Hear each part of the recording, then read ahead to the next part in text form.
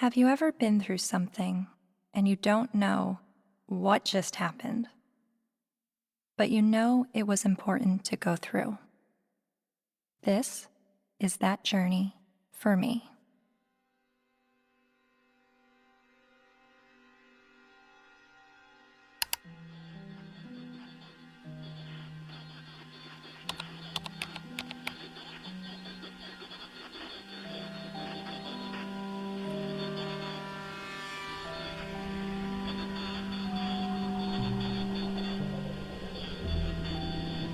Misogynist rantings would be at home in the far-reaching internet subculture widely described as the men's rights movement, a toxic distillation of the worst aspects of American sexism.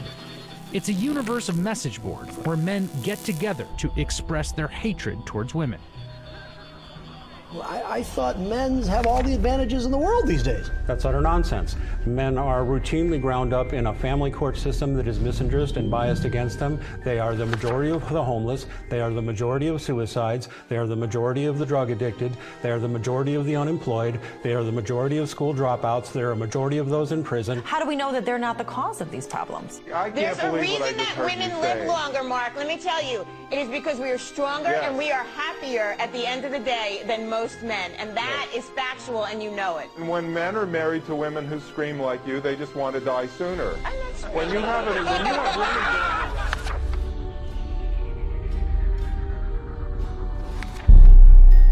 women... A voice for men, an online hub for men's rights activists, and they were founded by a man named Paul Elam. It's a website called A Voice for Men that's run by a man named Paul Elam, which is male spelled backwards, but it is his real name, apparently. It's a gathering of women haters. The Southern Poverty Law Center has classified that group and men's rights groups as hate groups. He wrote a piece declaring the month of October to be Bash a Violent Bitch Month. I mean, literally to grab them by the hair and smack their face against the wall, he wrote.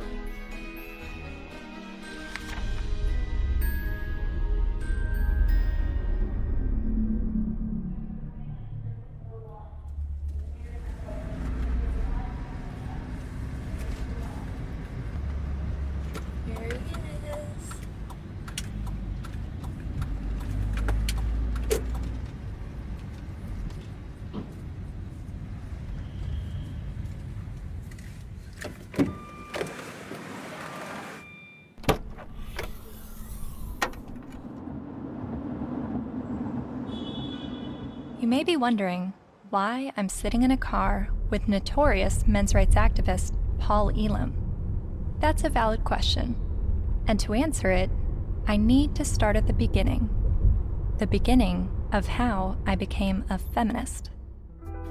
I was a quiet kid preferring to observe from afar. My mom put me in theater classes when I was 8 years old to break me out of my shell, and I loved it. So much, to the point that I decided to move to Hollywood when I was 18 years old to become an actress. What I wasn't prepared for was to be pigeonholed as the blonde who always died. Billy?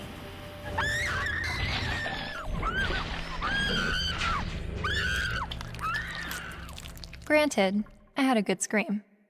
But the characters I played weren't alone in feeling objectified. I was commonly harassed on the streets, hit on by married producers, told by photographers to come back when I lost 15 pounds and got a boob job, and a plethora of other uncomfortable experiences, all while still being a teenager.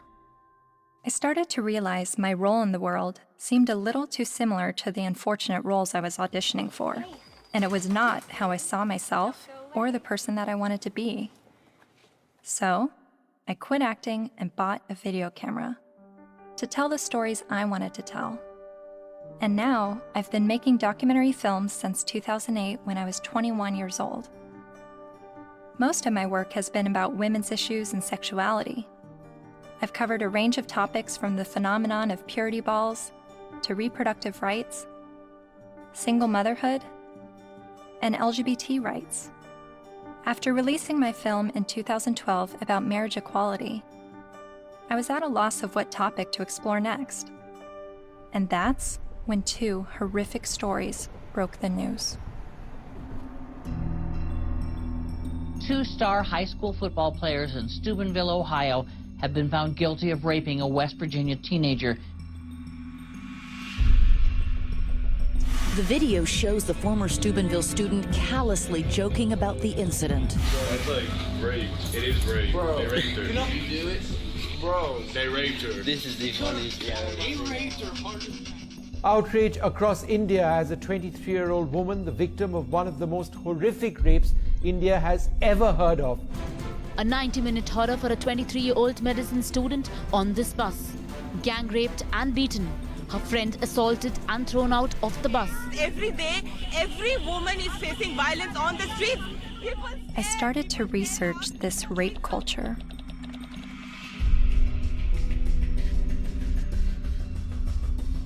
A website called A Voice for Men popped up. Paul Elam wrote about how women long to live out their rape fantasies, to be taken by a man she's never spoken to, let alone given consent to. As I read, I was asking myself, is this the rape apologist that I've been hearing about? The victim blamer who perpetuates rape culture? I continued to read A Voice for Men's website, often stopping around the halfway mark in every article because I could only read so many bitch, fuck, feminazi, and rape-tard words per minute.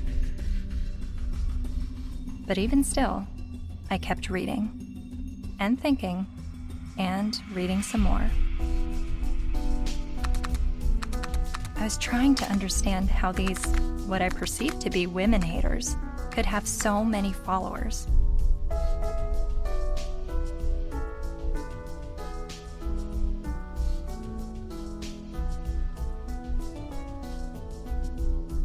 So, I decided to meet these MRAs. The ones leading the movement, and some of their followers too.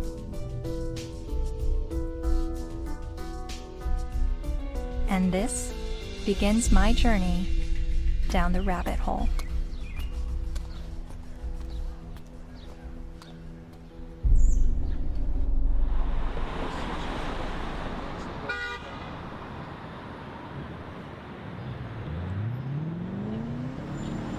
This, ladies and gentlemen, is an historic moment.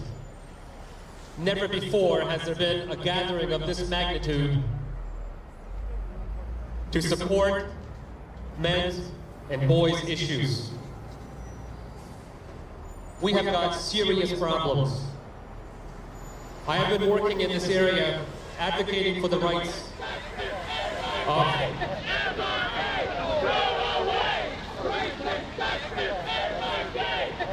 and here we go. What you'll hear is that we hate women. You'll hear that it's a backlash against women's rights. You'll hear that we're regressives that want women back in the kitchen and making sandwiches and barefoot and pregnant. You're just bitter, you're a loser, you're a whiner, you're ugly, you're undesirable, you're lazy, you're scary, you must be a racist, you must be a misogynist. When we do speak out, women often don't want to hear what we have to say. And so then we're called names, we're called whiners. And this is the way people who don't want men to talk about issues try to shut us up. We all know that you guys are a fascist, Nazi friend group of white supremacists. No other way to openly organize other than calling yourselves a men's rights group. We're somehow disempowered because we're white men. Maybe it's just because you're pathetic.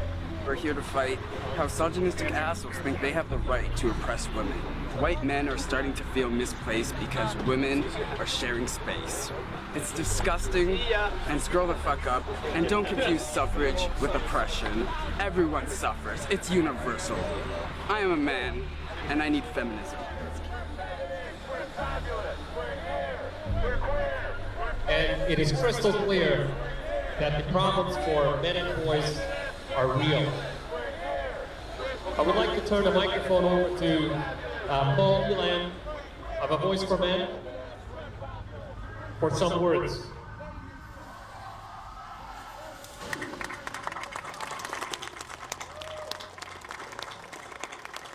This is a historic day. I've never seen a gathering like this out of concern for the general state of affairs for men and boys in this culture. And as Trying to articulate the entire platform of the men's rights movement is kind of like trying to understand a snowdrift one snowflake at a time. It's a very, very complicated matter. Just consider this, that 93% of workplace fatalities are men. 4 of 5 suicides are men. Men are dropping out of higher education at very alarming rates. We're down to 38% now of college students are men, and it's dropping rapidly. Male suicide, male abuse, male unemployment, male homelessness, male failure in education, male health issues. We've got the paternity fraud issue, the wrongful paternity issue, a false allegation issue. Men are sentenced to 63% more prison time for the same crime as women. They're less likely to see a doctor. They're less likely to have health insurance. The family court system truly is biased against men. I mean, there's just no question about it. It's really the pro-choice for women only movement, because men, they're denying men any kind of choice once a child is conceived. Her body, her choice, right? Think about men. His body, his choice, not so much. Because the U.S. government does not want to send you to die. They would rather send me to die. Young men that are failing to launch, they're staying in their homes of origin far past the time that we would normally expect them to individuate and move out and go live their lives. We have video game addiction, we have pornography addiction, we have the abuse of young boys with drugs like Ritalin to manage their behavior. Almost all victims of autism spectrum disorders are boys. Boys are most likely to be homeless, most likely to get cancer, most likely to die young and of every major cause, most likely to be arrested, prosecuted, imprisoned, and even executed while being completely innocent. It doesn't matter what their race is, it doesn't matter what their ethnicity is, it doesn't matter what their religious or non-religious views are, it doesn't matter if they're gay or straight. Men and boys are in crisis, and they need your help and they need your support, because they are human beings too. And you will not shame me or anybody here into silence about it anymore. But if you start to talk about those issues and address them in terms of how they affect men and boys as a group, people get hostile about it. The idea is that men have all the rights, they've always had the power. But if that's true, why can't men talk about their problems? And that's what really got me interested in this to begin with. Shortly after I began filming men's rights activists, I realized my own views were being challenged. I kept a video diary throughout filming, and I've decided to share some of those diaries with you. I really do feel like learning about the men's movement and their specific issues, the issues that they have issue with, it's hard for me to completely understand them and just automatically feel welcome in that space of talking about these issues, because at least with feminism, whenever I heard about the issues that feminists were fighting against, I always felt like I had something to draw from and experience to be on board with that. And that's always been why I've been drawn to the feminist movement, is because a lot of what they spoke about I had personal experiences with, and with the men's movement I have very little personal experiences with the issues that they talk about.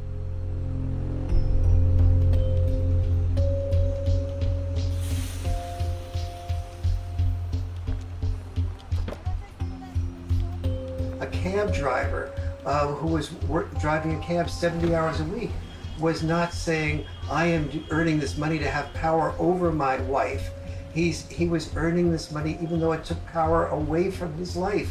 He was doing that so his child wouldn't have to drive that cab. garbage collector does not get up at 3 or 4 in the morning in rain and sleet and snow and get out to do the garbage so he can have more power over his wife.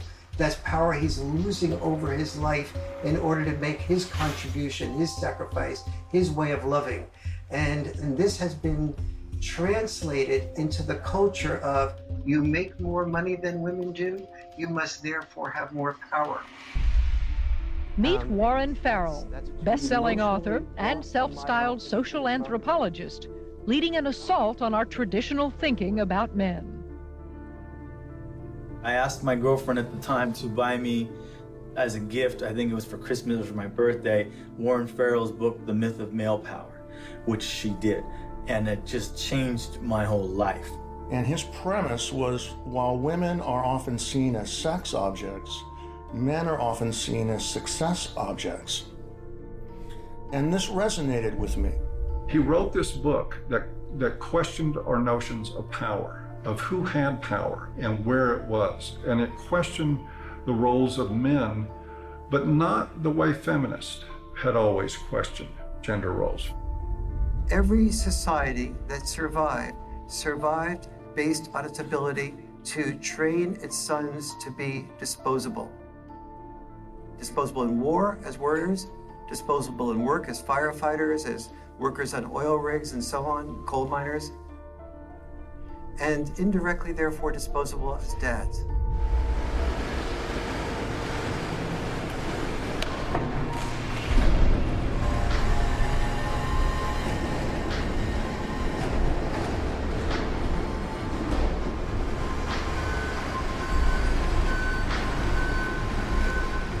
What happens in men's life when they're raised that they're worthless unless they're a provider, that they must work, even if they have to take on extremely dangerous work, they must get this done or they're useless as men?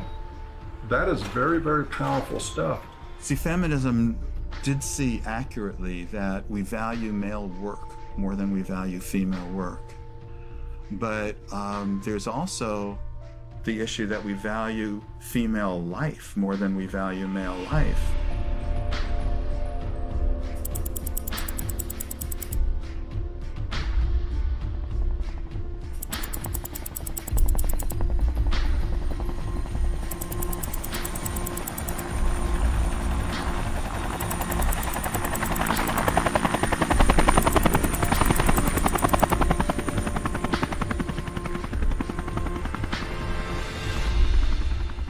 Even when that plane went down in New York City a few years ago, and that, the pilot was a hero for the way he landed it and saved everybody. Word arrived over the citywide fire frequency that a commercial jetliner was in the water with 155 people on board. Then, over the next few minutes, the doors opened, life vests were inflated, and women and children first, everyone got off that plane. They saved all the women first. That's still, when I went on a cruise, there's still women into the lifeboats first, because not because you're a man, so you should be able to swim halfway across the ocean, but because you're a man, you're expendable.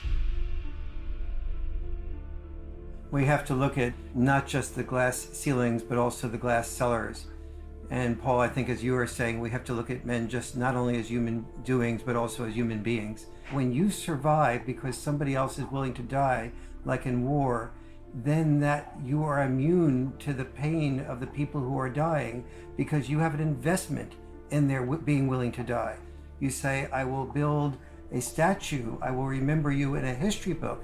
But if you look at that from another perspective, that building of the statue or remembering you in a history book is a bribe to be willing to die so that I can live.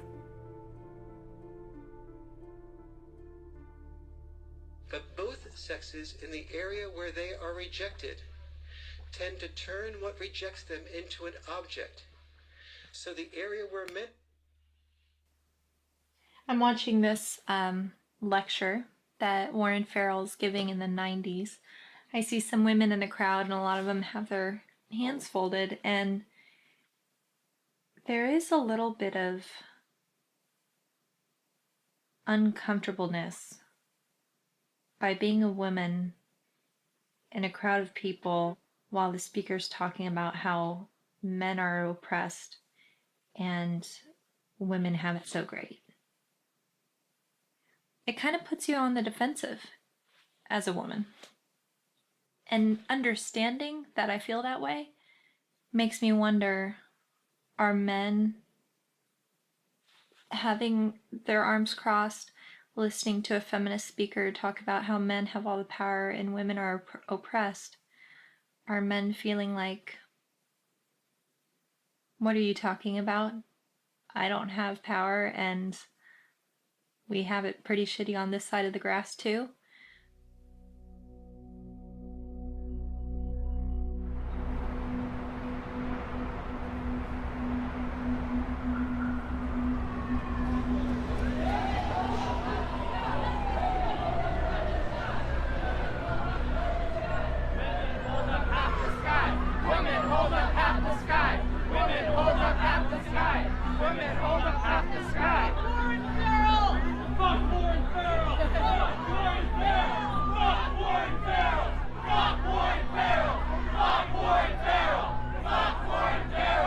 In 2012, Dr. Warren Farrell was speaking on behalf of men's issues at the University of Toronto in Canada. A feminist group protested the event. Be fucking ashamed of yourself. You're fucking scum. You are fucking scum. Fucking rape apologist, incest supporting, woman hating, fucking scum. Is there someone else that can rate Fucking scum. Yeah, just another. I just want to listen to someone else's opinion. I'm not even on a side here. I just listen to as many people as I can. You know what though? Why would you pay money to fucking support a fucking rape apologist if you weren't fucking one? I never heard him say anything that was. Well, it's fucking scum. Who do you serve? Who do you protect? Who do you serve? Who do you protect? You're fucking scum. Fuck you. Raise your side of me. All cops are bastards. Be real fucking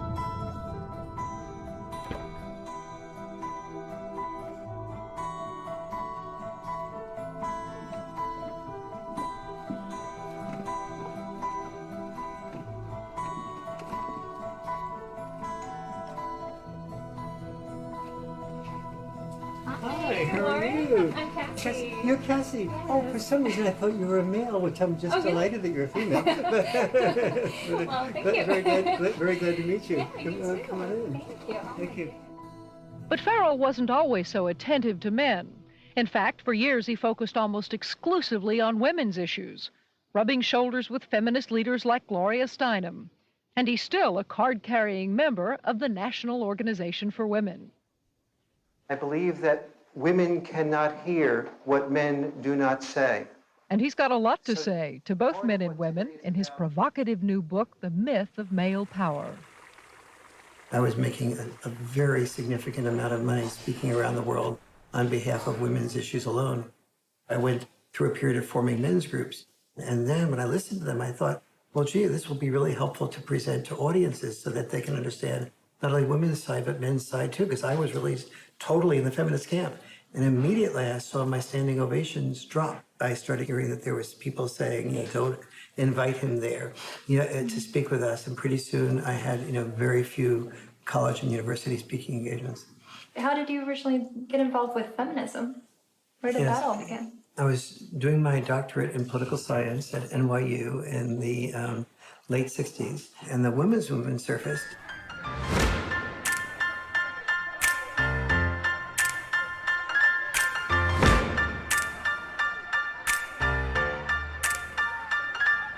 And I started to say, this is the most exciting thing I've ever heard, because I'd heard of civil rights, gay rights, But suddenly, women were saying, I don't want to be confined to just being a homemaker or a secretary. And so it's like, why shouldn't women be encouraged to do everything they possibly can do? And at that point in time, I saw a lot of women marrying men that they weren't completely in love with, but the man earned a fair amount. And so I thought, that's just a form of prostitution extended over a lifetime. How depressed that must make a woman. And it's not going to be good for a man either. He never knows whether he's loved for who he is or loved for what he has. And he's afraid to give up producing because he's afraid to lose love. And so women who were successful to me appeared to be women who would free men from having to be all, wrapped up in just being the only breadwinner and supporting 1, 2, 3, 4, 5 people, which, it's one thing to support yourself. When you're supporting 5 people, you don't have the freedom to question your boss because you're supporting 5 people. The first issue of feminism was to say, just because I'm a woman, maybe I don't want to spend my life raising children. Don't force me into that role against my will. So they looked at men and said, well, you're not forced to raise children. You don't have any issue. But for men, the traditional sex role was not raising children. For us, the traditional sex role was to be a provider, a protector, and to initiate relationships. Each of us has traditional sex roles. Don't force us to carry out those traditional sex roles. We have the same rules set up for men that they've always lived by, that you need to protect and provide at any cost. But we've changed everything where it concerns women. They now have access to everything men have always had access to education, to work, to whatever they want to do.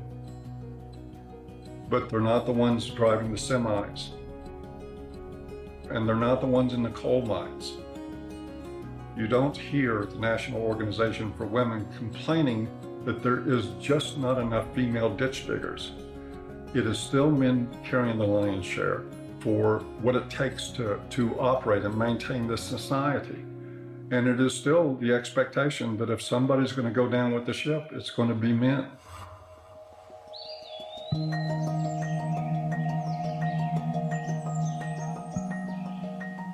Flexibility in roles is where we should be all headed. Any men's rights activist that I would support the portions of the women's movement that is encouraging women to have more flexibility in roles. So where do the men's movement and feminism disagree? Well, only on the fundamental belief that the women's movement says men are the oppressors, that we are involved in a patriarchal world in which men invented the rules to benefit men at the expense of women. But don't we live in a patriarchy? When most of the world's nations still have never had a female leader.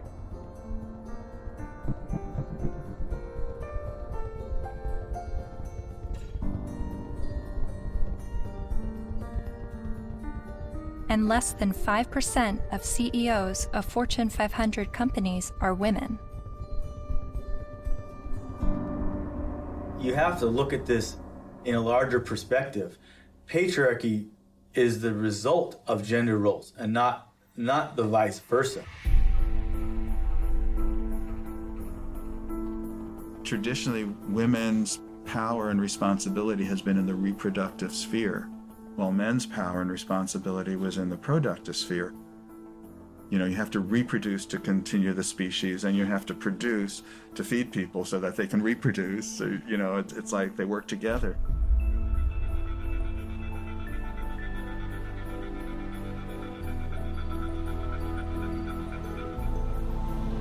And most cultures divvied up roles because women were responsible for childbirth and were more likely to breastfeed. They're not more likely to, they did the breastfeeding. They tended to be involved in the role of raising children. Men tended to be involved in the role of raising money or making a killing of the animals or making a killing on Wall Street. But those were our obligations. So that's why industry was male-dominated and government was male-dominated, because that was our job.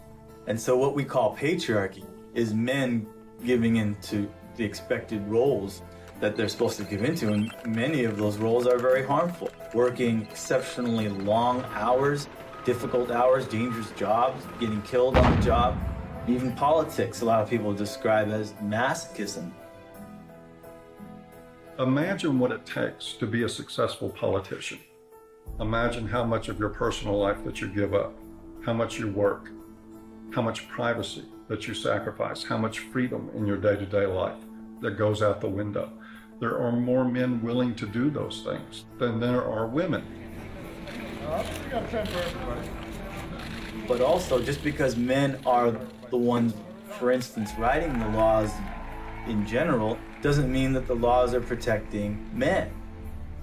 You hear about patriarchy, right? All the evils of the world's from patriarchy, but we're the ones dying.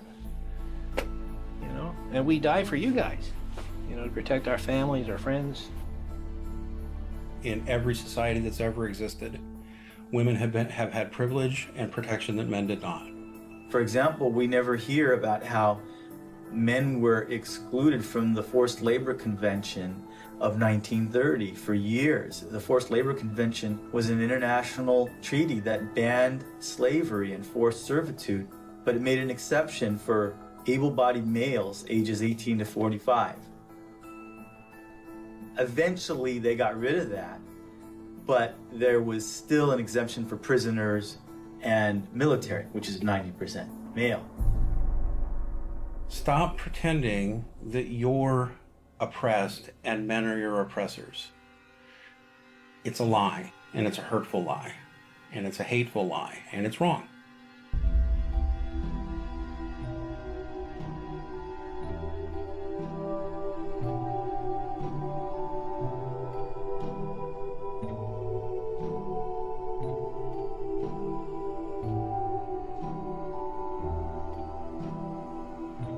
You talk a lot about the red pill in A Voice for Men. What is the red pill?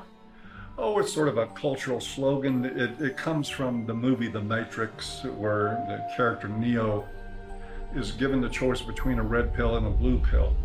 You take the red pill, you stay in Wonderland, and I show you how deep the rabbit hole goes. And if he swallows the red pill, the scales will be peeled back from his eyes. He will see everything that he hasn't been able to see. And if he takes the blue pill, he'll just go back to sleep and live in his sort of unaware, semi-comatose state forever and probably be a lot happier. It's a pretty apt analogy. So what is the blue pill in this world? Well, the blue pill is the paradigm that most people live by, that men have all the power, that they've always had all the power, that domestic violence is a problem that's committed by men against women only, that sexual assaults are only committed by men against women, that women don't make the same money for the same work as men. Teach men not to rape. Only men can stop rape. Men commit domestic violence. We need to stop violence against women instead of just stopping violence. That is feminist training. The MRAs say that we live in a blue pill world where women are victims, men are perpetrators, and it's all a lie.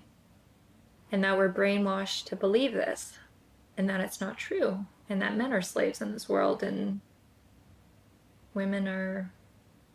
I don't think women are necessarily the puppet masters, but I think they're saying that women have the easy way out, and men are, they're given medals and statues and written in the history books to justify them dying and being slaves to work or being used to progress societies.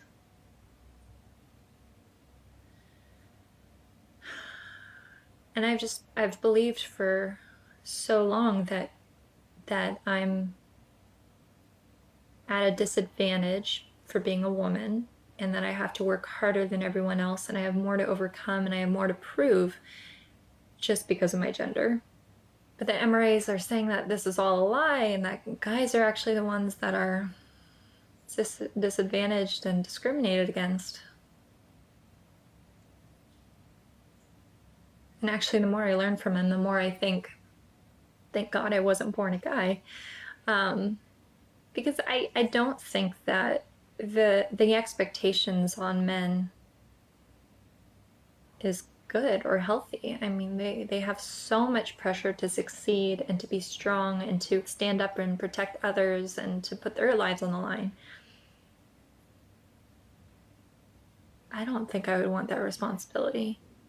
But, you know, 50 years ago, no, I wouldn't have wanted to be a woman.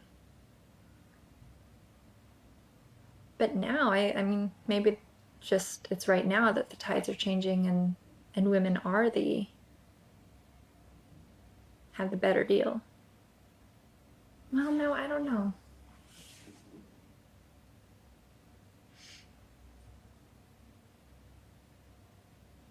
And then sometimes I think the MRAs are just duping me and giving such a strong pitch about what they believe in to convince me of something that's actually just some out there theory that men are discriminated against and women have the advantage.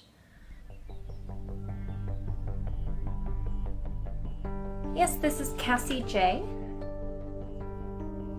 It's regarding a documentary about the men's rights movement, and we're looking for feminist voices now to speak in the documentary.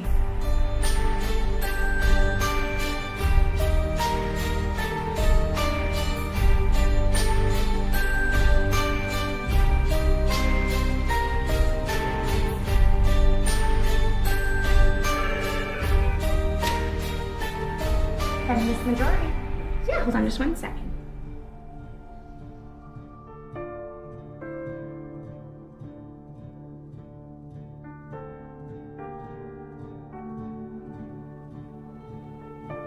So I realized, okay, I need to bring some feminists into the mix, make sure that we have that side spoken for. I was researching rape culture, and so that's how I stumbled across a website called voiceformen.com. So some of the people that we've already interviewed on the MRA side is Paul Elam with A Voice for Men. Yeah. Are you familiar with him? Oh, I'm familiar with them. I've never met him. Yeah. Obviously, they spent a significant amount of time and energy denouncing me, so I figured I might as well have a look at what they say. Yeah, really, the men's rights movement is part of the backlash. The backlash? To feminism.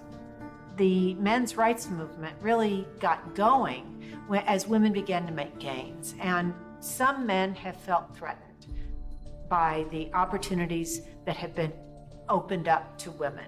And I don't know if it's because some of them feel threatened that they now have to compete with a lot more people for their jobs. They now can't get into the best schools if a woman or a girl has better grades. Think about it. Grandfather's generation probably had it pretty well, right? All of his needs, his shirts were ironed, all of that was always taken care of. Well, you know, grow up. Realize the world has changed. And as much as the MRAs would like things to go back to the way they were, and use the argument that women have an advantage now, no person looking at the data can possibly say women have an advantage. We're just beginning to get a level playing field here. It's not tilted in our favor, I can tell you that.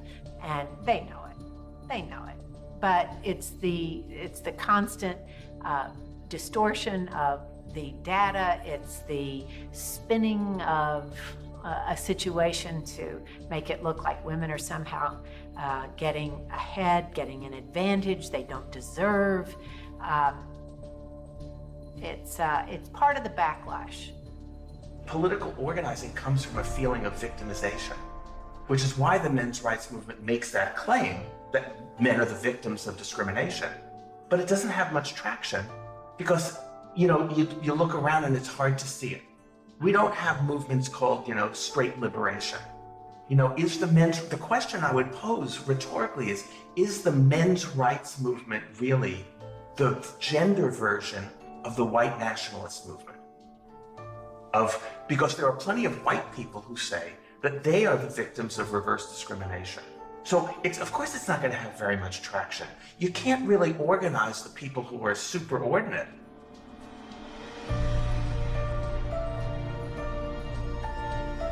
So do you think that men are being discriminated against in any way? Not under the law. Men are not disadvantaged under our laws. Or in the business world, as a class, men are not underrepresented on corporate boards or at the top of the Fortune 1000 companies. In the corporate world, in the business world, in a lot of parts of academia, in the military, in the sports world, still pretty much a male-dominated world, and where a lot of the privileges and power and status accrue to men. Men are advantaged over women, no question. No one can debate that, not with a serious, not in any seriousness.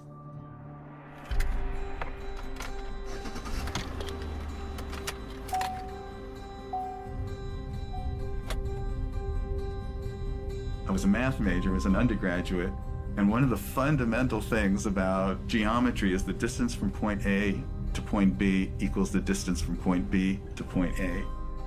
And if women are so different from men that men can't understand the female experience, we need to listen to women to describe it, then the male experience is so different from the female experience that you can't understand it. You need to listen to us.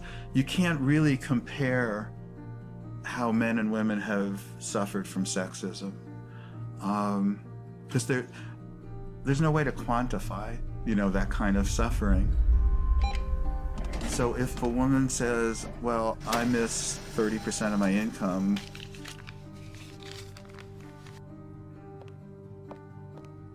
more than you miss 6 years of life, there's no way to quantify that. Or I've lost a job opportunity because I'm a woman. There's no way to say, well, I've suffered more than you because you've lost a kid because you're a man. We can't, but it is serious. And at least if you're denied a job because you're a woman, at least you can go to another company and apply for a job, But you can't, when you lose your kid, like you can't say, well, okay, I'll get custody of that kid, I'll try for that one. It's a terrible thing that happens. There was a case, the Serpico case. You might be too young to know the movie Serpico with Al Pacino. It was about a New York City undercover cop. He gets shot at the end of the movie and retires from the police force. And he was a real man, Frank Serpico. A woman after the movie, after this was made, decided she wanted to become a single mother and tricked him into fathering a child. And the court accepted that because she told her friends she was going to trick him, and they testified, and the court said, yes, you were tricked into it, and still awarded her over 90% of his police pension. So everything that he goes through in this movie to including getting shot to earn his pension, she won by sleeping with him one night. My son's mom wanted to have children with me, and I had always refused, saying, you have this anger problem, you need to get counseling. I'm not going to consider having children with you until that's dealt with, because she would lose her temper almost every day and just use any weapon she could, and like a child's the perfect weapon. So I was really definite about that. But she also used to proofread my articles for me. And I wrote an article for Playboy about Serpico. And when she read that, she told her friend she's going to trick me into fathering the child. She doesn't need my permission. And so that's how my son was conceived. Then she said, if you want to see your son, you have to stay in a relationship with me. But if you break up with me, I know all the things that a woman can do to a man. She's read all my articles. She saw my talk shows. She said, I know all the things a woman can do to a man, and I'll do them to you. So that's what I had to deal with. Like everything that I had been raising awareness about for the previous 17 years, then she combined into one thing for me to live through. It's really ironic. For the first 5 to 7 years, I guess, we would see each other 4 times a day for exchanges. On average, every single day, I had to deal with some scene. A scene meaning she would just not show up, or she would hold the kid out and then pull him back and hold him out and pull him and just kind of play with me, or she'd let me have the kid and then she'd stand in front of the car so I couldn't move. You stay in Mommy Town tomorrow. You stay in Mommy Town for a couple of days, 2 days, and then you come back to Daddyville. Another time I saw her hold him by the shoulders and say, Daddy is a bad man. Daddy is a very bad man. And so he had to go through this long custody battle, and the decisions that they would make, you would just go, wow, there couldn't be any explanation. You know, either they're absolute idiots or it's biased. There's just no other explanation for it. One other thing, his mom is obese and wanted him to be obese for various reasons. One thing is so he would identify more with her side of the family than mine, because we're all thin. Another was so that he would enjoy being with her more, because when he was at my house, he had to get activity, you know, and eat well-balanced meals and get his sleep and stuff. And at her house, they would bake brownies and stay up late and just watch TV. And so where would you, if you're a little kid, you know, where would you enjoy being more? But he self-reported to the mediator how upset he was about being obese, that the worst thing in school was when kids called him fatty, and how he cried. And his physician said that he's really concerned medically. And then what I did, he was at an age where he would imitate things that I would do. You know, I gave him a broken shaver, so when I shaved, he would pretend to shave. And what I did was I started weighing myself every morning and writing down my weight, the date and the weight. And I taught him how to read a scale. So he kept his own records. So I had 6 months worth of statistics to show consistently that every time he was with his mom for a few days, he'd come back weighing 3 or 4 pounds more, and then he'd lose it while he was with me. So they had, you know, that how much he was upset about the problem. They had his physician being upset about the problem, and they had the proof of where the problem lay. So the judge's decision was that father should no longer be allowed to weigh the child.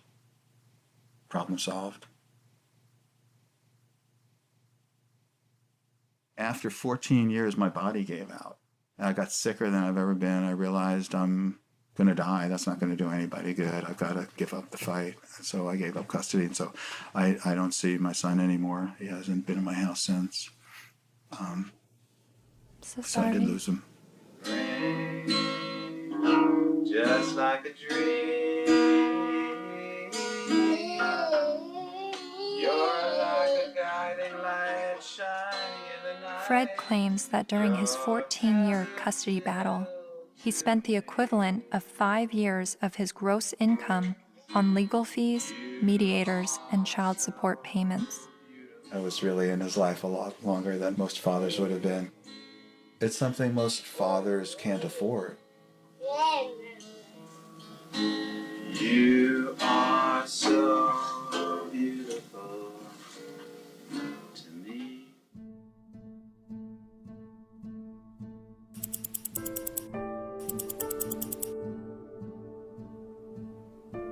We generally know that fathers don't get as good a deal in family court, and we don't really complain about it until it happens to us. And even then, a lot of men don't. Many men's rights activists come into being men's rights activists as a result of getting a divorce, wanting to be equally involved with the children, and realizing that women have the right to children and men have to fight for children.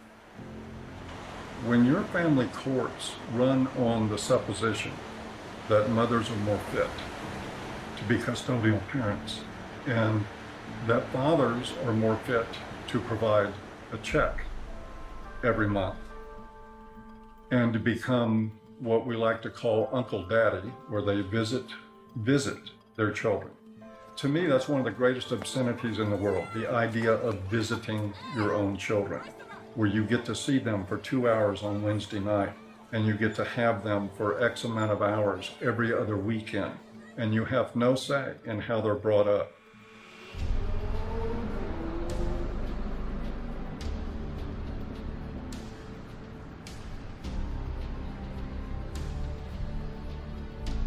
You know, I can't tell you how many men have been in this office, in that chair, in tears because they can't see their kids.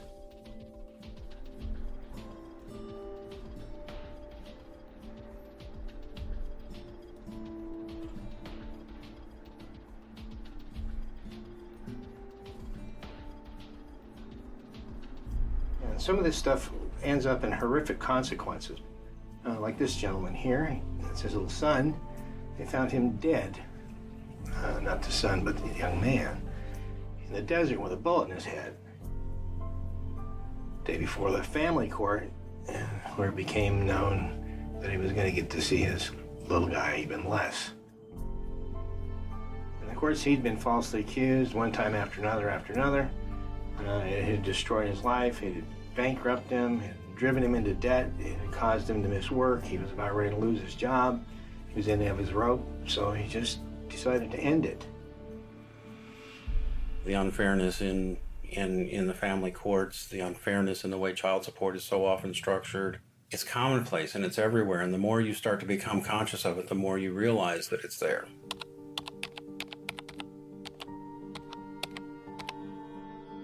I started to research some fathers' rights issues and came across some harrowing stories. Like this man in South Carolina who found out his only daughter was adopted away by the mother without his knowledge or consent. His daughter was with an adoptive family in California, so he began his fight to get his daughter back. Adoption is for children without families, not children with a willing and capable family. And this man in Colorado who lost his daughter when the mother left the state to give birth in Utah, where he wouldn't have legal rights to his child. He fought for 4 years in court and finally won visitation rights. Only visitation. I can't explain the emotion, the happiness. There's this hard fight, what this means to me. And then there's this heartbreaking story.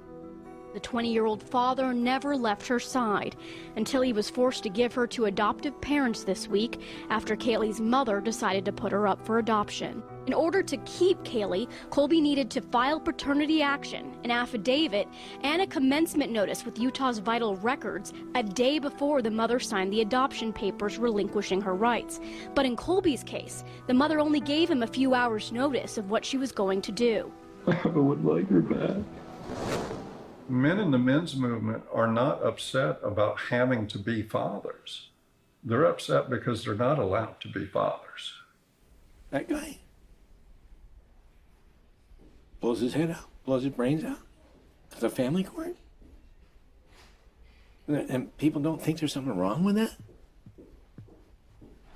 And we just open the doors tomorrow for business as usual, and that's okay?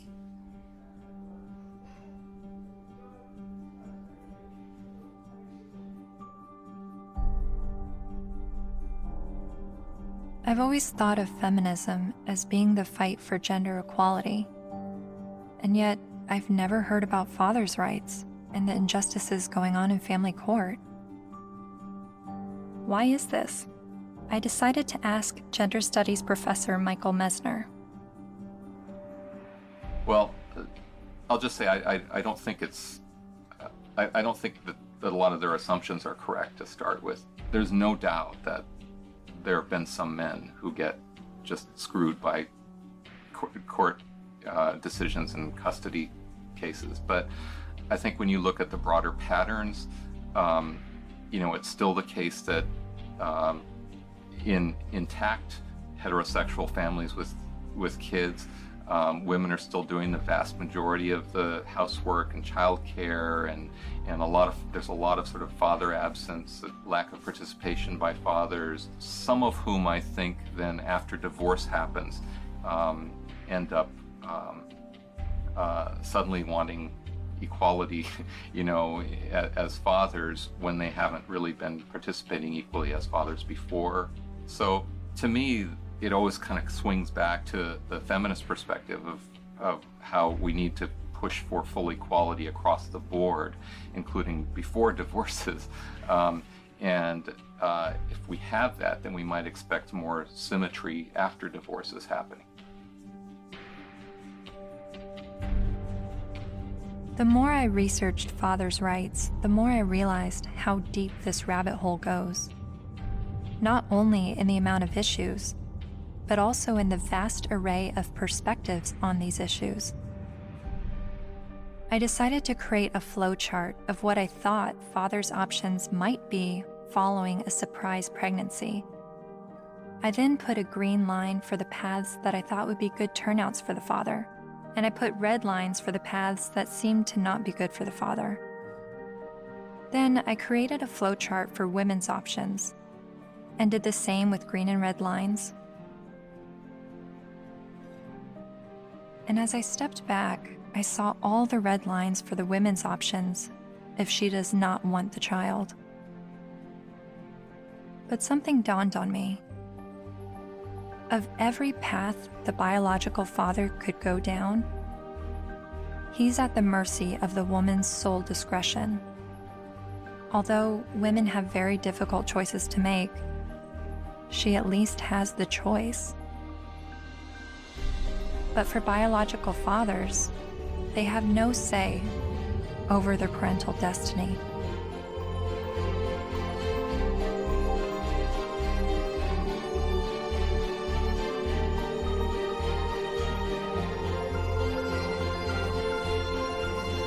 This is my friend Dara. She's 8 months pregnant with her first child, and she's a lifelong feminist. It seems from MRIs, from what I've read, that women seem to have more reproductive rights than men do. I don't know what to say, like, we carry children, they're never gonna carry children. It's just a different thing. So I guess, as much as possible, take the steps to prevent yourself being in that situation.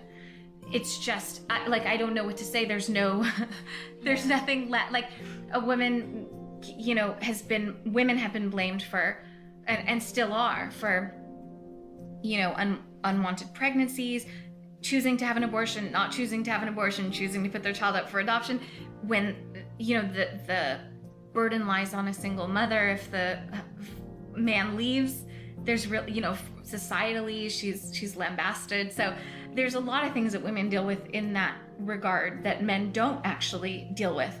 So I can have compassion for their situation, but I don't know that it's gonna change in the way they want it to, because it's biology, So if you're going to be having sex that could result in pregnancy, and you haven't had this conversation with the woman that you're having sex with, you better have it. You better have it fast. That's when the man has the ability to make decisions, either not to engage in sex or to use condoms and to use other forms of contraception. So that's where his role comes in.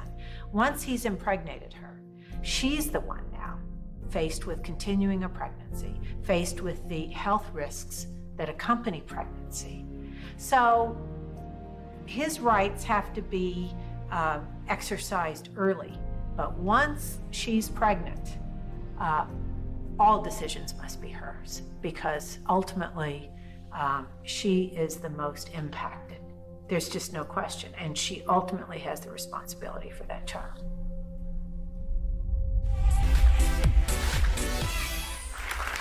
So before we were married, he promised me we would have 2 kids, and now he doesn't want any more. My friends think I should trick him and stop taking my birth control. Men have never been in control of our bodies. We're the ones in control. Clap if you think that she should trick him. My people. Up next, everybody. So it sounds like men's reproductive rights are limited to the choice of whether or not to have sex and the choice of whether or not to use protection. But what if he's tricked into fatherhood? Or what if he's not even the father? What does paternity fraud look like? It's ugly. It's extraordinarily ugly. And we have to distinguish between paternity fraud and wrongful paternity. What's the difference? Wrongful paternity can be innocent. Okay, we went to a party. I had sex with 6 guys. I think it was when I was hanging out the window I got pregnant, but I wasn't sure. But if anybody knows that guy's name, would you please have him call me? And then she names one of the other guys, and he didn't have sex with her. It wasn't malicious. It wasn't intentional. She wasn't trying to harm anybody. She was just trying to figure out who it was. Wrongful paternity. More often, and less facetiously, okay, I'm married, I had an affair.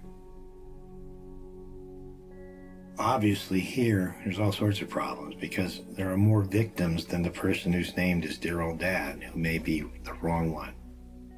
There's everybody involved in the family, like a situation in Texas where the family had 5 little towhead kids, all guys, all little blondos. And all of a sudden, one day, one of the little blondo kids gets in trouble, has to go to the hospital. They can't get a hold of mom. They get a hold of dad. Dad rushes to the hospital, needs to give blood. Whoops. Can't do it. Wrong blood. What? All the kids look alike. Turns out it was the guy down the street. You've heard of this case? No, it's a real case. So what happens to this family? Can you fathom what happens to this family? How do you think the kids feel when they find out dear old dad isn't dear old dad and it's the guy down the street? How do you think dad feels? That these 5 little boys that he still loves dearly, when he finds out they're not his bio children, but he still can't tear away because he loves them. He's devoted himself to these. How do you think it feels? I mean, it's horrific. Horrific. That's not wrongful, that's deliberate. So that's paternity fraud. That's paternity fraud. She knew who the father was and lied about it. Paul was right when he said, trying to understand the men's rights movement is like trying to understand a snowdrift, one snowflake at a time. There are unique fathers' rights issues that vary between unmarried, married, and divorced dads. But there are also men's rights issues for non-biological fathers. Like this man who is facing jail time for failure to pay child support for a child that DNA tests prove isn't his. Carnell Alexander still owes more than $30,000 to the state for a child that's not his because the mom wrote his name down because she needed to name someone in order to get welfare benefits. And I had to put him down as the father. That was the only way I can get the system. I'm almost homeless. I'm almost in jail. I'm out of work. My money is being threatened to be taken. He says the law needs to be changed, so when this happens, as it often does, other men don't become dad by default.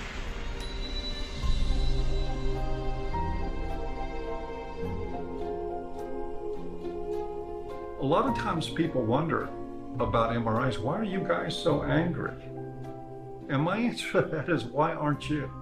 How can anybody look at this and not be angered by it? And the only answer to that I've ever been able to come up with is that people aren't angry because they don't see men as human beings.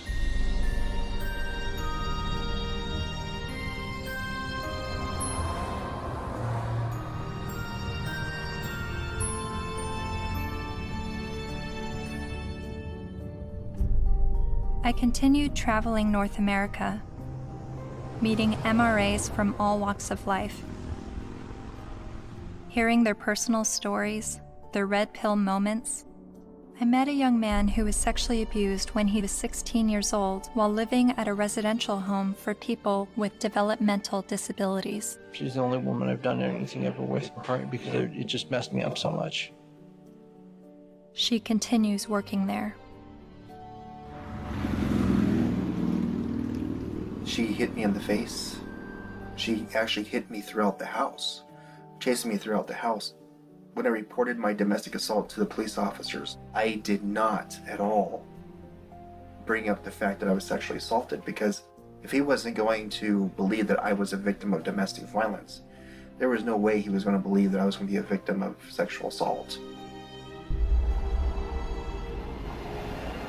I met the honey badgers, women who are men's rights advocates.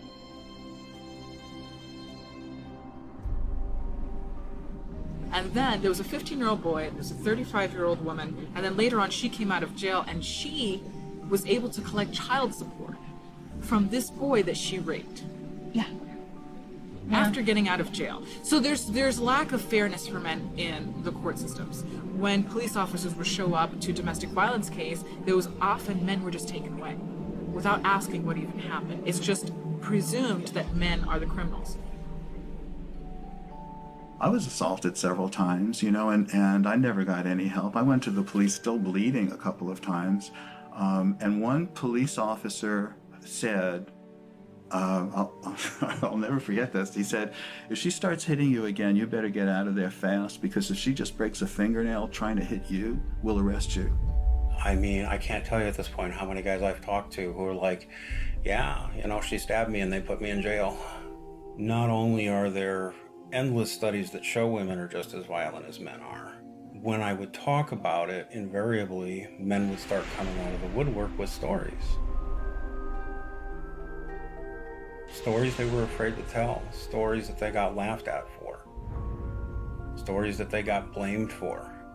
It's hideous. This is not flattering to men, to talk about men's vulnerabilities. No. To talk about the ways that they are not strong and that they are, well, weak. And to be honest about it, it's not flattering. A solution for both genders is that we need to be able to recognize how men are vulnerable, and we need to be able to recognize how women are actors. Because we have a huge blind spot, especially when women do bad things.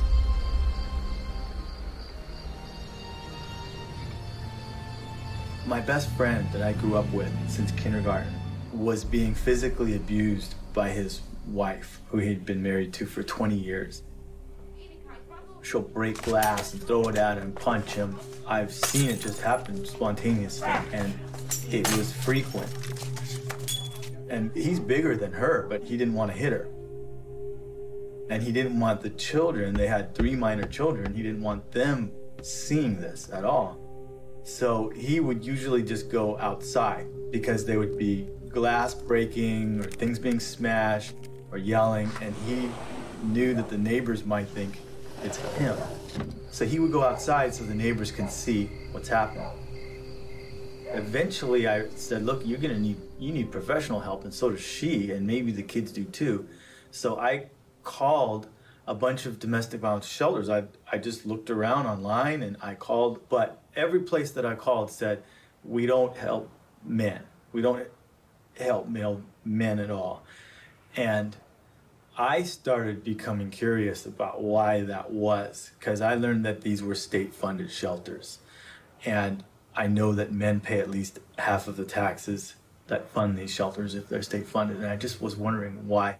So basically, there was no place to take him, and it just continued. The problem just kept going.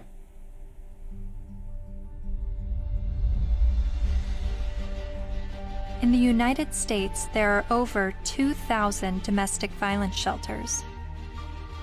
All of them serve female victims, and nearly all of them turn away male victims. In fact, as of 2016, there's only a single domestic violence shelter for men. My initial reaction was that there needed to be thousands more women's shelters because that many more women are being battered. But as it turns out, 1 in 3 women and 1 in 4 men will be victims of physical violence by an intimate partner in their lifetime. Sure, there's a slight majority of female victims, but how can that excuse denying men help? Couldn't this be considered gender discrimination?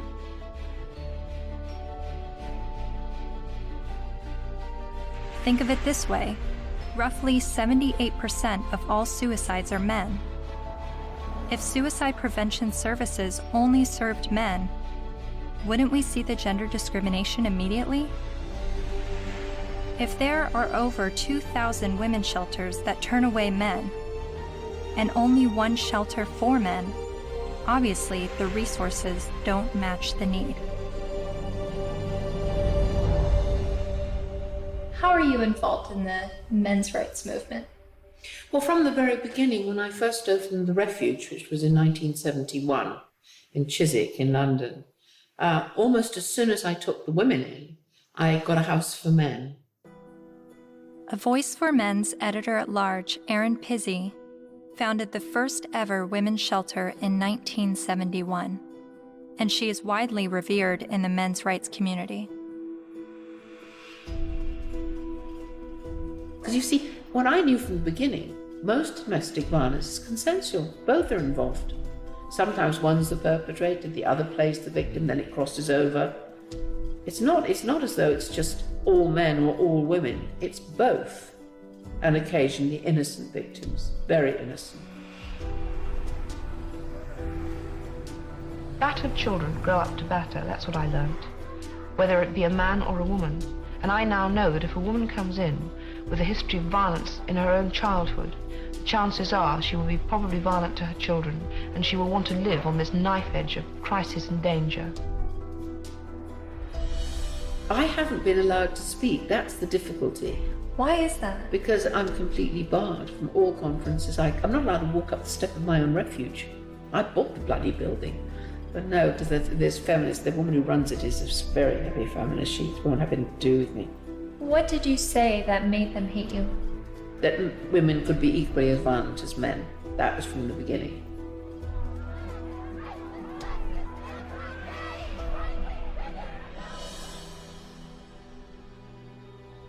Erin Pizzey says that 62 of the first 100 women to enter her refuge were just as violent as the men they left, and violent towards their children. But there's levels of violence, isn't there? I deny the fact that I'm violent. Well, I'm violent. So much. You know, I'm very violent. Whereas verbally, I could quite easily hit somebody. You know, very, very easily. And I've had an argument. But the feminists I've met have an entirely different take on domestic violence.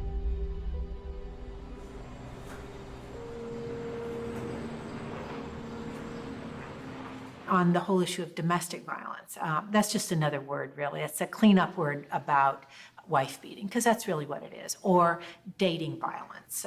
And it's not girls that are beating up on boys, it's boys that are beating up on girls and using violence to intimidate and to control. And we have very few what's called domestic violence shelters, which are places that women can leave their home with their children and get a new start, get out of the violence. But there are not nearly enough of them. We need more funding and more resources, because it is a tremendous disadvantage for women and girls.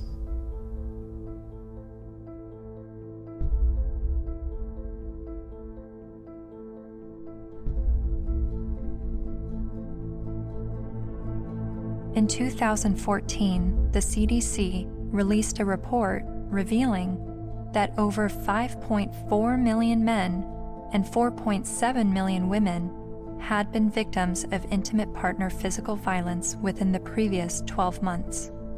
But then why does the media paint domestic violence as a women's issue? The World Health Organization says 1 in 3 women are abused by their partner. 1 in 3 American women experiences domestic violence or stalking at some point in her life. And when it was addressed as a men's issue, the speaker's point was that it's a men's issue because men are the problem.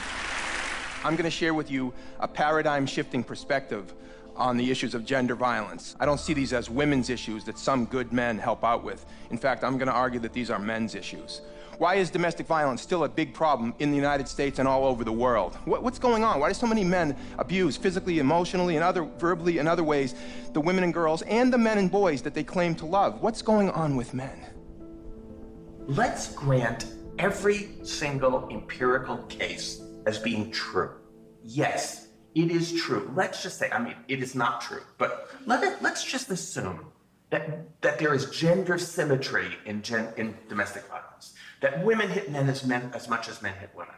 If I were to say that, I would say, and therefore we need boatloads more funding for domestic violence, to develop shelters and adequate interventions, because there's this hidden epidemic of men who are being beaten up by women. Or I could say, as the men's rights movement do, therefore we shouldn't have these shelters and we shouldn't fund them because the women are all lying. Well, it seems to me that if you really believe in gender symmetry, it's not that you want to, you're not questioning the number of women, you're just saying the number of men is high. You would want to join with women who are anti-violence to say, we have a real problem here. You know, it's not even a gender problem. It's a problem of women hitting men and men hitting women. We've got to get boatloads more funding. Let's work together. That seems the logical response to this. But instead they're saying it's like a zero-sum game. If we fund the women, then we're going to ignore the men. Well, we're not going to ignore the women because we all agree that the levels are as high as we say. But it does sound like a zero-sum game when only women are receiving services in domestic violence situations. And of all the men's rights activists I've met, none of them question the number of female victims, but they are calling attention to the high number of male victims that are being dismissed. So why aren't men's rights activists and feminists working together? Michael Kimmel briefly said something that made me wonder. He said it would no longer be a gender problem if both men and women were equally victims of domestic violence. Is that why the number of male victims are never addressed? To me, it's been fraud for all these years. Why is it we have this enormously powerful feminist movement and virtually nothing for men? Originally, it was capitalism was the big enemy in the 60s and 70s. And it was the radical feminists in America. They moved the goalposts. They said, no, it's no longer capitalism is the enemy. The enemy is patriarchy, or men.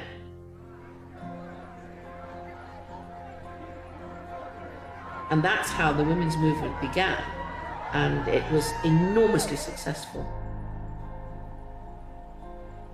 The new mood in the refuges was going to be that no men could work in refuges and can't today. They can't sit on the boards. And boys over 9 or possibly 12 can't go into refuges, or you call them shelters. Their mothers have to make other arrangements for them, which I find shocking. And it ring-fenced money. I think that that particular time when the feminist movement were desperate for funding because they'd run out of publicity, and they were desperate for funding and they needed a just cause. And unfortunately, it fell into their laps. It's an enormous industry. I mean, violence against women, they get something like, well, it's $1 billion and over a year. And an awful lot of that goes on really supposedly rehabilitating men, but essentially punishing them with something that's called the Duluth model. Duluth Power and Control Wheel. You guys know about that? No. I'll give you a copy. In 1977, I think, a bunch of crazy women up in Duluth, Minnesota figured out they had the solution to domestic violence, and it was all about patriarchy and all about men. And it's the Duluth Power and Control Wheel, because men are all about power and control. Of course, not you ladies. You guys, you don't control anything. You have no power. You're just sweet and innocent little things. Okay. So when this power and control wheel is divided up in all these things, you know, about who does this and who does that and blah, blah, blah. Of course, it's all men.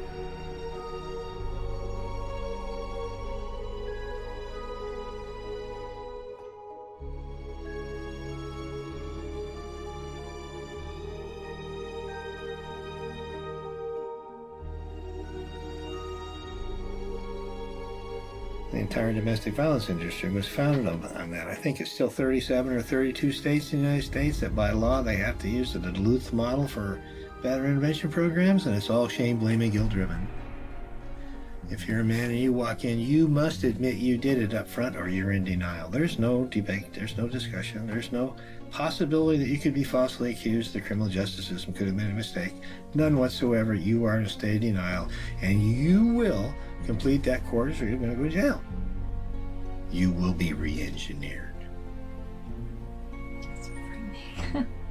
Frightening? Yes, that's frightening. I think it's terrifying. Absolutely terrifying. All I had to do, I had a simple choice. I could just say, yes, you're right. Men are the enemy. No problem. But I couldn't. I absolutely couldn't.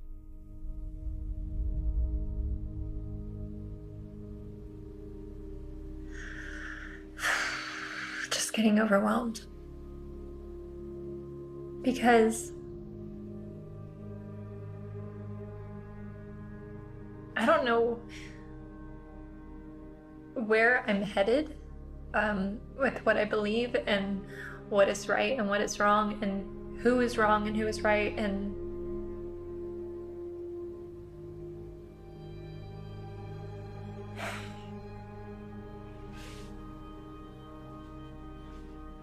the truth is somewhere in the middle, and that's why I'm feeling frustrated, because I don't know where the truth is, and I don't know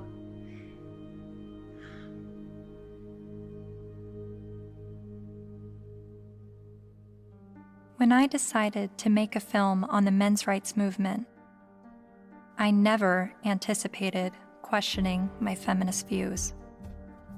But the more MRAs I met, the more I felt compelled to remind myself why I was a feminist. I signed up for a women's group. Welcome to our Women on Your Power workshop. Only 4% of the Fortune 500 companies are led by women. Women only hold about 14% of corporate executive positions and less than 20% of our governmental positions. I made video diaries complaining about how I had to change what I wore to walk alone at night, how much time it took me to get ready for work, all the housekeeping that was on my shoulders. In comparison to other gender issues, these videos seem trivial, but I made them nonetheless. I attended women's rights rallies. No to violence. That's what we are here for, to say no more to violence in any forms, especially against women and girls. I repeated women's issues in my head like a broken record. Female genital mutilation, sex trafficking, reproductive rights, maternity leave. And social media helped remind me of women's issues. We have fought for everybody else's equal rights. It's our time to have wage equality once and for all, and equal rights for women in the United States of America. We are struggling for a uniting word, but the good news is that we have a uniting movement. It is called He for She.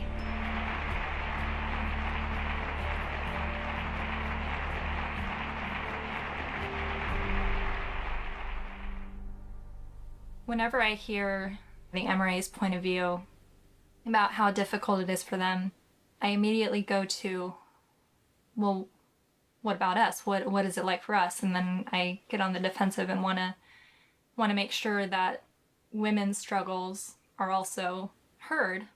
And I don't know if that's necessary, because the MRAs are saying that the feminist perspective is the mainstream perspective. But even when I hear their issues, I still want to speak up for the women, because I feel like, I don't know why I feel like talking about one gender's issues now neglects the other. And I guess that's what MRAs have been dealing with, is always hearing about women's issues and feeling like their issues are neglected. But whenever I hear them talk about men's issues, I feel like I need to stand up for women and say, this is what we're dealing with, an equal opposite.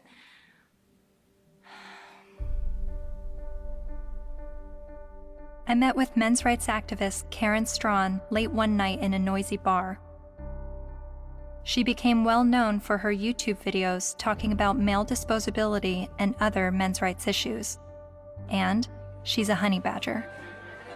Part of what I do and what I research and what I think about is the reason psychologically why feminism seems to be such a comfortable, warm blanket emotionally for so many people, men and women alike. And it's so comfortable that it will make them not see things that are right in front of their face. Look at Boko Haram. Hundreds of young girls, fast asleep in their beds, are awakened by the sound of gunfire. Armed attackers have stormed their boarding school and set fire to dozens of buildings.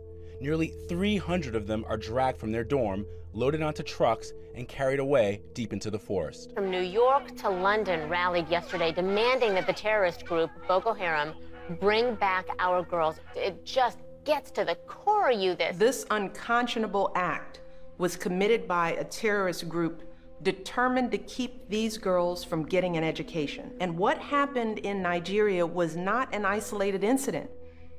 It is a story we see every day as girls around the world risk their lives to pursue their ambitions. I mean, you must have heard about that, right? That's being spun as a fundamentalist Islamic group that is so determined to be misogynistic and oppress girls that they want to deny girls an education. But they are not against girls being educated. They're against anybody getting a Western secular or Christian education. The initial attacks, and there were several of them, there were over 100 men killed and 1 woman killed. And the victims were described as people, right, or villagers. And in the previous attacks on the schools, they actually let the girls go. They separated out the boys and girls, and they let the girls go, and they told them, go home, get married, renounce your sins, and live a righteous life under Allah, right? And then they burned the boys alive. There was literally no outrage, right? It was barely reported on. It was one of those things, there was no opinion pieces on it, no nothing, right? Until the girls were kidnapped. And look at it this way, because we played right into their hands, because they want attention, right? And they weren't getting any attention from the Western media when they were just slaughtering boys, right? They want attention. And what do? They kidnap girls and sell them into marriage or slavery, right? And everybody, the UN, Michelle Obama, Barack Obama, the UK government, the Canadian Federal Minister of Defense, right? They're all promising aid and help and equipment and personnel to help find these girls and bring them back, because this is such an outrage and oh my goodness, something needs to be done. Well, maybe if, like last year, maybe if we did something then, all of these girls would be safe in their dorms right now, right? But we didn't. And the reason why they kidnapped those girls is because we didn't do anything. We didn't pay attention. And they want attention, right? And they know that attacking girls or women is going to get them attention. What are we going to do? Start a campaign, bring back our boys. Oh wait, they're dead. Never mind, right? The men, the people in Boko Haram, they're chivalrous. If those girls were boys, they wouldn't be getting education. They'd be dead. They wouldn't be sold into slavery with the hope of escape. They'd be dead. Boko Haram has been fighting for Islamic rule in Nigeria since 2002. Its members have killed hundreds of people.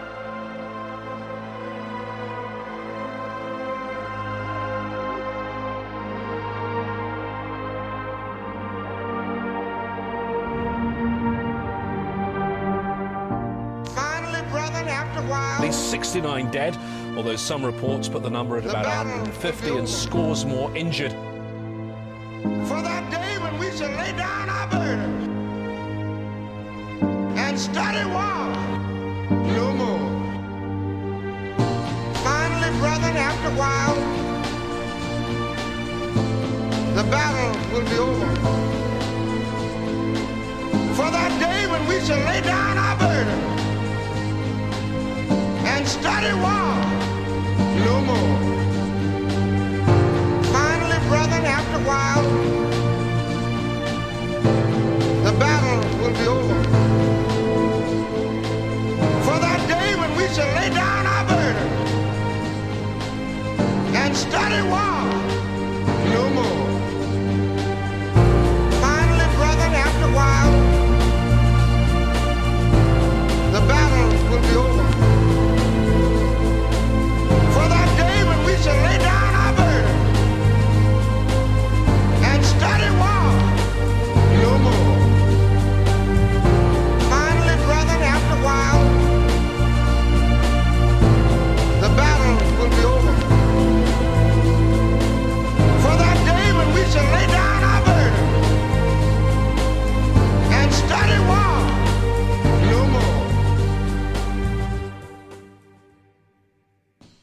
most important things the men's movement is doing is being able to say, men need compassion, and men deserve compassion. And to have that happen, I'm not expecting it in my lifetime. It's an ocean of pain out there. This stuff we're talking about has been going on for so long. And nobody listens. Nobody cares. It's one thing when you look at what happens to women and you feel normal, healthy outrage about it, and that should happen. But when you can look at what's happening in our courts to men, in our medical establishment to men, in our schools to men, and yet we remain so cerebral about all of it. Yes, well, that is certainly something to consider. If it were happening to any other group, we would be having protests from coast to coast. And the fact is that it is happening to men every day, right in front of our eyes, and people will get angry at you if you try to talk about it. That's how deep the prejudice runs. But there have been protests, not with the intention of shining light on men's issues, but rather with the goal of silencing any discussion of men's issues. Like at Ottawa University, when Professor Janice Fiamengo attempted to give a lecture that questioned the feminist narrative.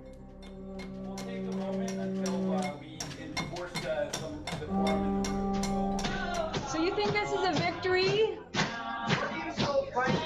Yeah, why are you so frightened of hearing an opinion different from your own?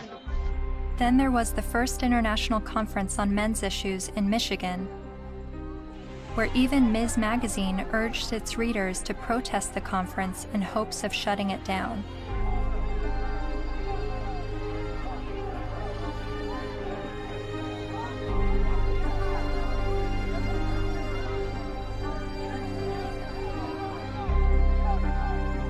But perhaps the most well-known protest of a pro-men's rights event happened in April 2013 at the University of Toronto, when the Canadian Association for Equality hosted a discussion titled From Misogyny and Misandry to Intersexual Dialogue.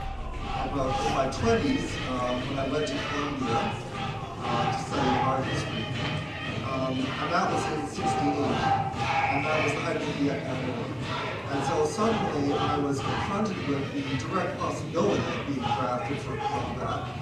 And I discussed that with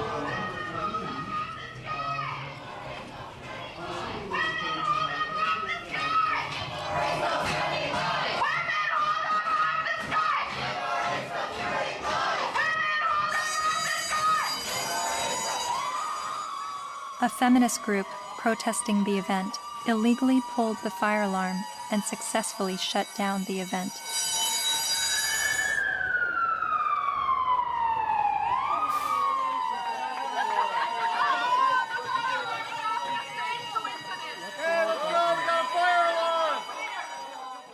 Once outside the lecture hall, feminist protesters and men's rights activists got to speak face to face. So, number one, shut the fuck up for a second. Feminists do not want you to lose custody of your children. The assumption that women are naturally better caregivers is part of patriarchy. Feminists do not like commercials in which bumbling dads mess up the laundry and competent wives have to bustle in and fix it. The assumption that women... This is a list of the things that we're working towards. Now, if you would shut the fuck up for the 50th billionth time, these are things we agree on, actually. These are things that we're agreeing on. And these are things that you've actually all got skewed fucking views on. You think that feminists are trying to take away your fucking rights, but as a matter of fact, what we're trying to do is we're actually trying to work on the same things that you're working on, but accept the fact that you're just too busy hating women. You can't fucking see that we're trying to work on those same situations. Are you conflating feminism, which is an ideology, with women, which is a demographic of societies? Okay, Mr. Derailing for Dummies. Okay. You're still a hate group. An ideology. Yes. I also hate a lot of other isms. So you admit, though, racism, like, sexism. Oh, bullshit. Bullshit. You hate sexism, but you're an MRA. Okay, no, point taken. We win. You obviously haven't Sorry. read our literature. Okay.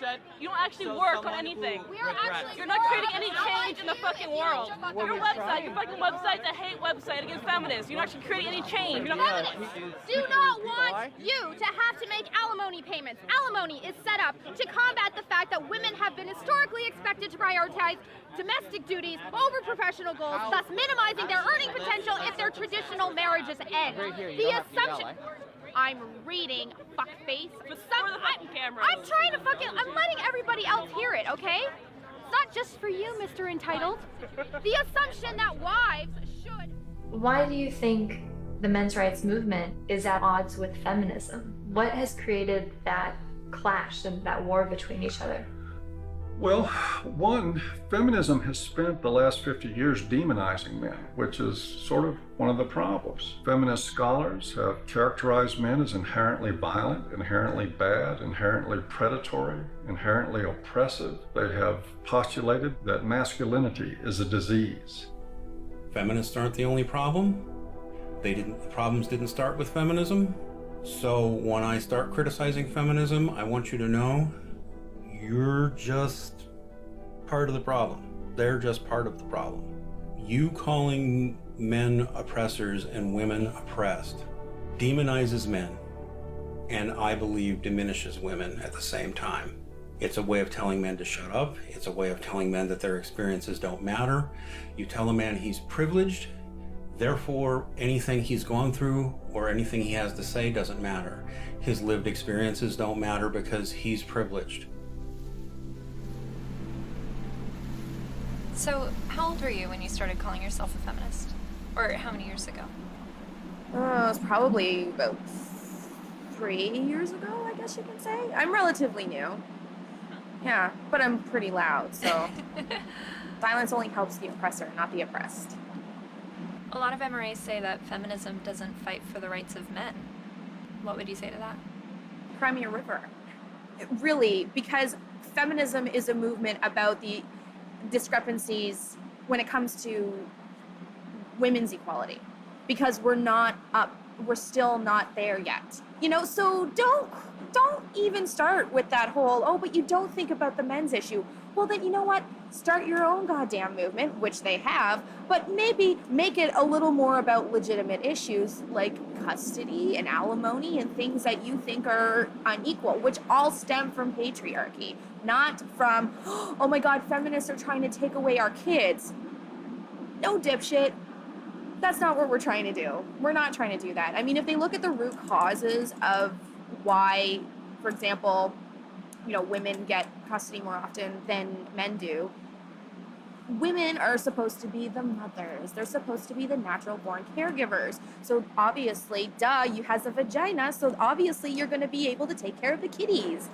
That's really what it is. It all stems from sexism against women. It's just the oppression dialectic needs to go.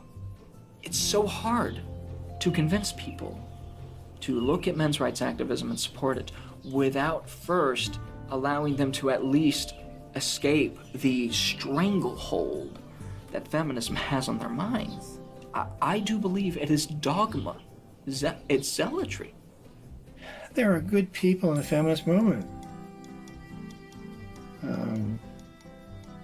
There are not good people in the radical feminist movement.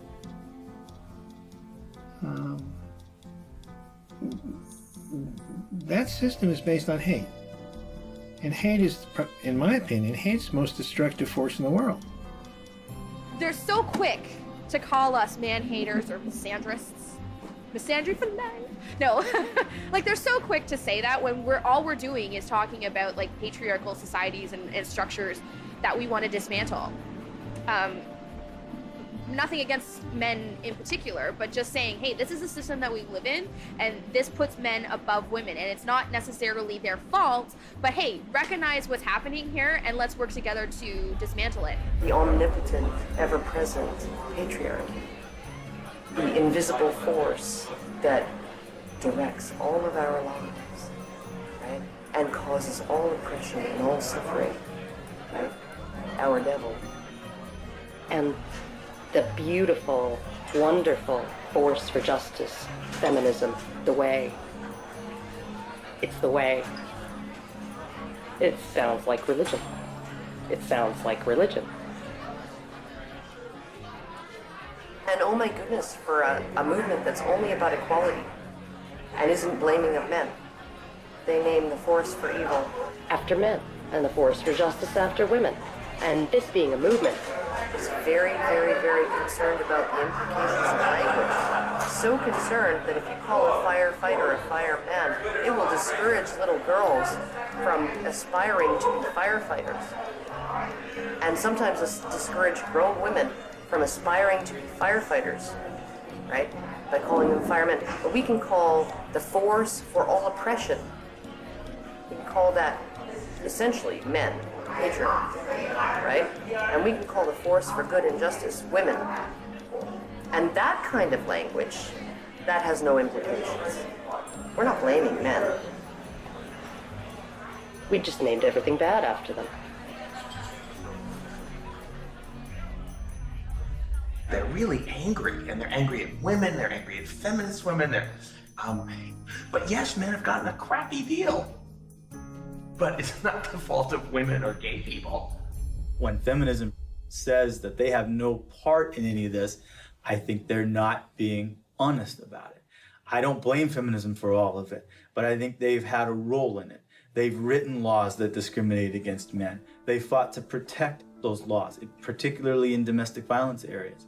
And for many, many years, second wave feminism would go through the statutes and change everything that was gender specific to something gender neutral, unless it was something that benefited women, like the domestic violence laws. They didn't change those. Other types of areas like fathers in prison, there's statutes that specifically give mothers certain benefits that fathers in prison don't have.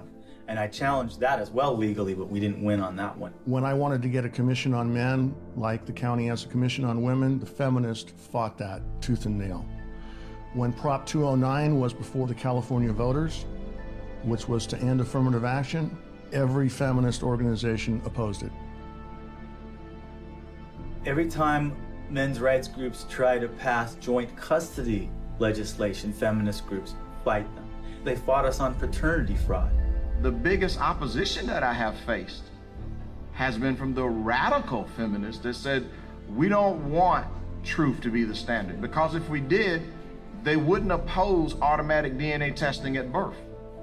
And in countries like France, they're saying, well, DNA should mean do not ask, because it's now illegal to even get a test, and if you get a test without the mother's permission, you will be criminally prosecuted.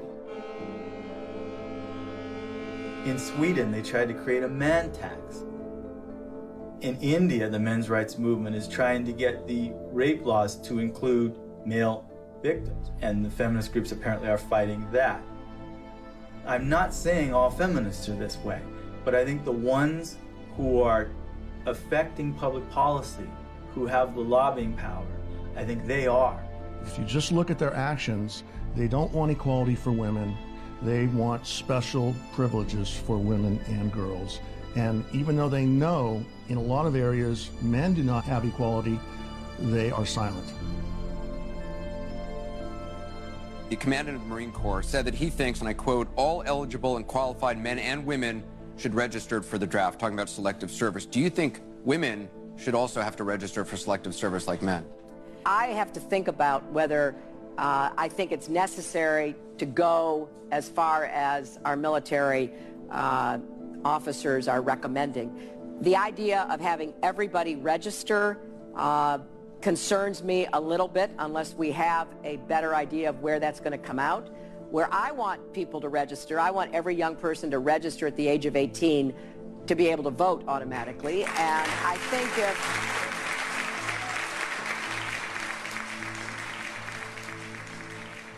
what's the motivation? People don't ask, what's the motivation? Do we need a men's rights movement? No, we need common sense. But if there's going to be this women's movement, and this is the movement that's going to do all these things, then maybe we need a counterbalance. They call it a men's rights movement or a men's movement. But I hate to see either one of them. I think it's a shame. I think it's destructive.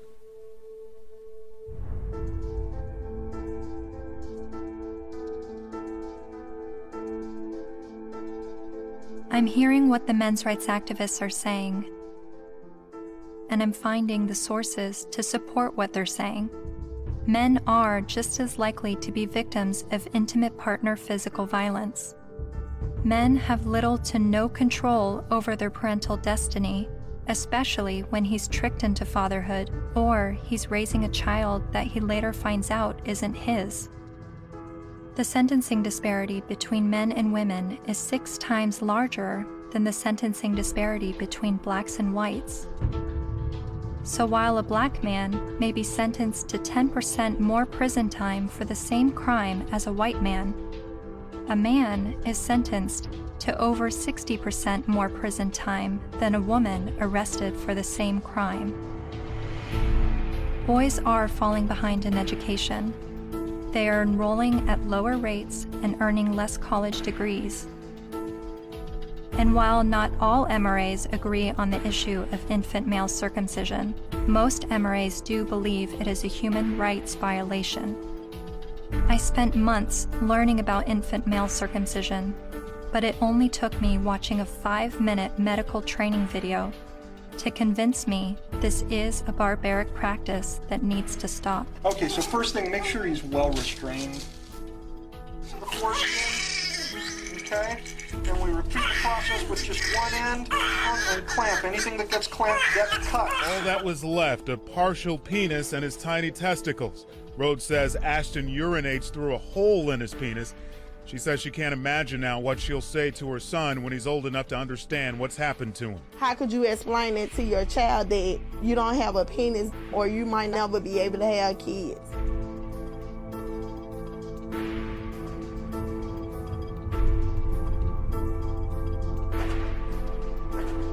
Yes, men are the majority of workplace deaths and injuries, war deaths, suicides. They have a shorter life expectancy.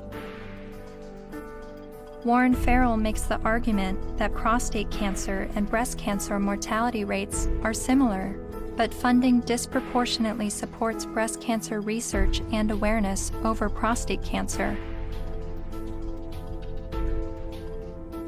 The Red Pill is about looking at these issues in an honest way, even when it's uncomfortable.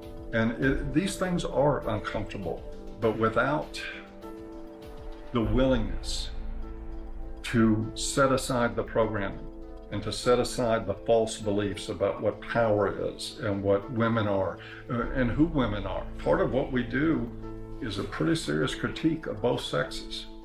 It's brutal, but critiquing the sexes is a real valuable thing. Feminists don't want you to do it though, unless you're portraying women as victim and men as perpetrator.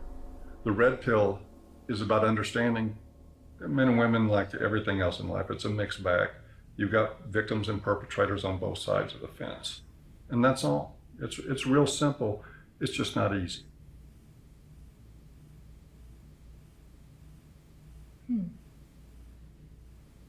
I think I agree with everything you said, but there's still some kind of unsettling doubt, and I don't know where that's coming from. I'm recognizing all of these very serious men's rights issues. But what I don't understand is how I could be agreeing with men's rights activists. Is this the same misogynist hate group I originally discovered online?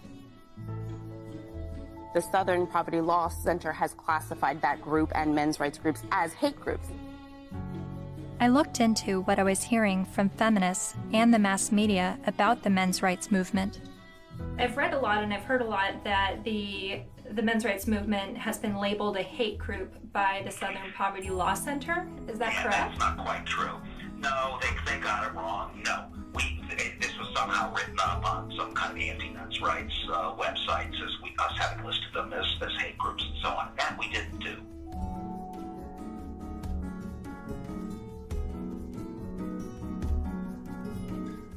He wrote a piece declaring the month of October to be Bash a Violent Bitch Month. Jesus. I mean literally to grab them by the hair and smack their face against the wall, he wrote. I then discovered that Paul Elam's famous Bash a Violent Bitch article was written in response to this article by Jezebel called, "Have You Ever Beat Up a Boyfriend? 'Cause, we have." The article cited a study that revealed 70% of non-reciprocated violence was perpetuated by women. The author then went on to say that she conducted an informal survey at the office, and the gist of her findings was that many women had physically assaulted their man, and it was interpreted as either being funny or he was asking for it.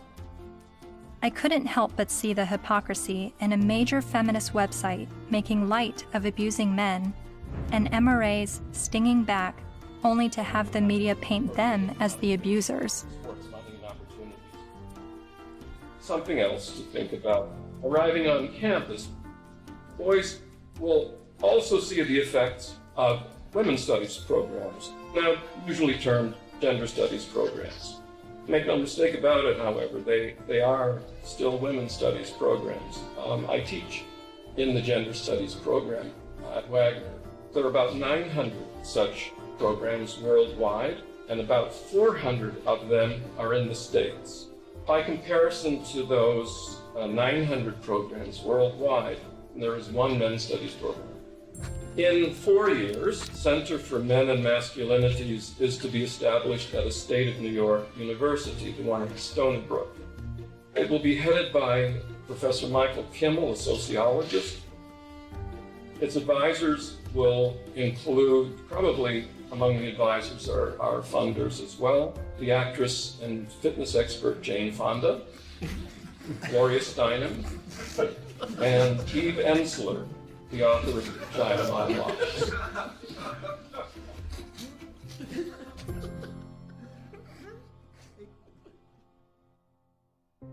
After my year of filming men's rights activists and feminists, my descent into the rabbit hole was not slowing down. My education on gender politics was really just beginning.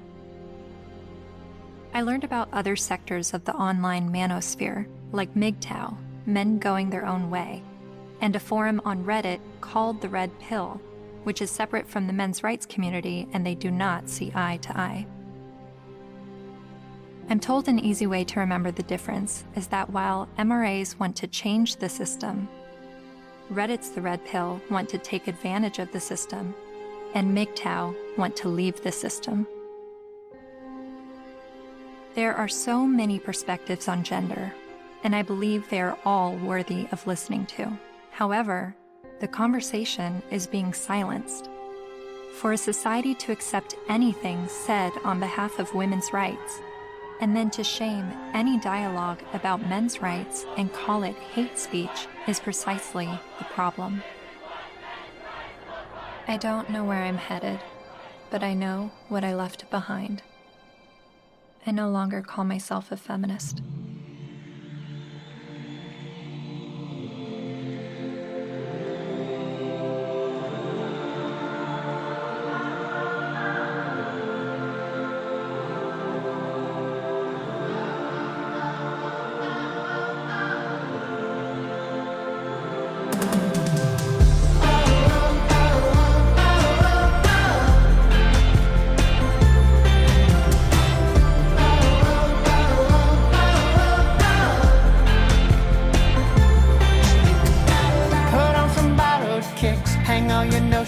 Up. It's never what it is. Wisdom is asking what. There is another side, down where the rabbit lives. My world will blow your mind. Just have a look at it. Think about it. Think about it. Think about it. Think about it.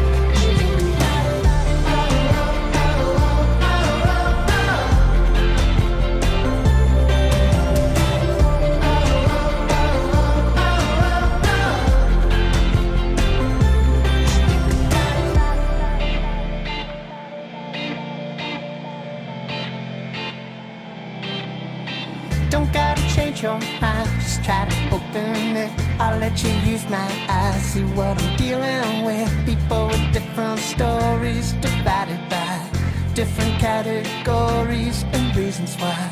The smart speak, the wise they listen.